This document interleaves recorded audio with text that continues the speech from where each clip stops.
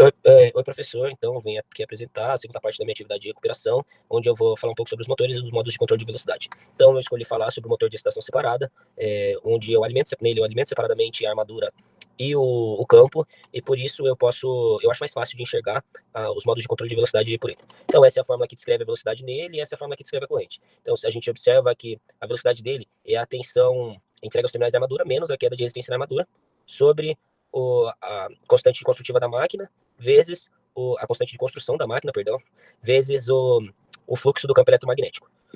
Então, nesse momento, se eu considerar que eu estou entregando uma tensão aos terminais da armadura da máquina fixo e que eu estou entregando uma tensão de alimentação para o campo fixo e o exercício me entregou que o torque é constante, logo, se esse termo se mantém constante, o meu IA também se mantém constante, eu tenho esses três termos constantes, a minha possibilidade é variar o RA para variar o WM.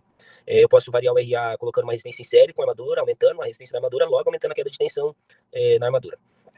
Fazendo isso, eu vou estar mudando a angulação aqui, como descrito pelo gráfico, da relação de velocidade pelo torque. Então, torques menores vão decrescer mais a minha velocidade desse modo.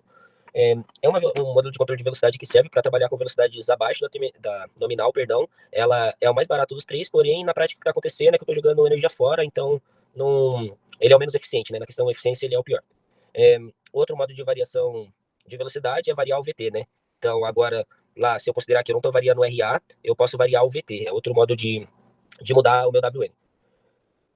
Variar o VT era o que a gente está fazendo no primeiro exercício, né? Então, para isso, eu vou precisar de um circuito de controle um pouco mais robusto. Eu posso utilizar um retificador a tiristor, então, que eu vario o ângulo do tiristor, variando a tensão entregue, como a gente fez no primeiro exercício. Eu posso usar um conversor CCC controlado por PWM para também variar essa tensão aos terminais da armadura.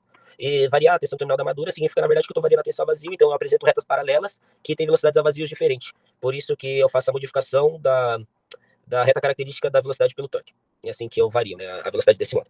O último dos modos de controle de velocidade é a variação do campo, da alimentação do campo. Então, a gente lembra lá daquele φ. O φ se eu estou numa região linear do campo, o φ é proporcional ao meu IF. Então, se eu diminuo o VF, eu diminuo o meu IF.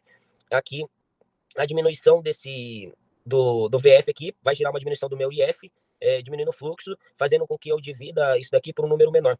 Então, apesar de que eu vou estar variando o IA também, porque o φ aparece na fórmula do IA, esse IA aqui se comporta de maneira subtrativa. Então, o impacto que ele vai ter no resultado final é muito menor do que esse fluxo aqui, que se comporta de maneira divisória, né? Então, o que vai acabar acontecendo aqui é que diminuir esse fluxo aqui vai fazer com que eu aumente a velocidade. É um modo de trabalhar com a velocidade acima da nominal, mas como eu estou variando o IA também, além do φ aqui embaixo, vai ocorrer uma variação tanto da velocidade a vazio, quanto uma variação do ângulo da reta.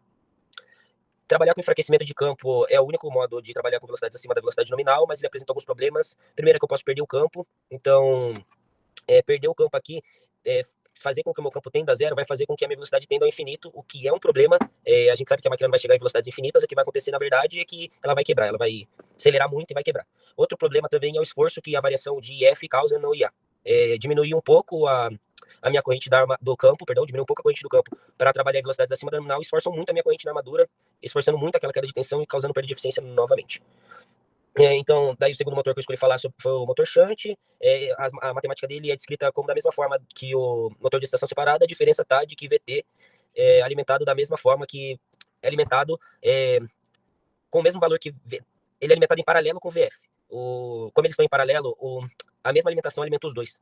Então, isso pode dificultar um pouco o sistema de controle, né, para variar a velocidade pelo enfraquecimento de campo e um pouquinho pela variação de VT, mas é possível aplicar os três modos de velocidade no motor shunt. O motor de ímã permanente, diferente dos outros dois, não é possível aplicar os três modos de variação de velocidade nele, porque como ele tem um ímã permanente, o campo dele é fixo, então ele não posso trabalhar com enfraquecimento de campo nele. A máquina série, vai trabalhar com fórmula diferente das outras três. O que está acontecendo aqui, principalmente, é porque como o campo e a armadura estão em série, aquele φ lá vai acabar se comportando como acabar tendo o mesmo valor de IA, então o torque vai se comportar de maneira quadrática com o IA. O IA vai ser elevado ao quadrado e que vai variar o torque. A gente pode ver aqui na fórmula, né?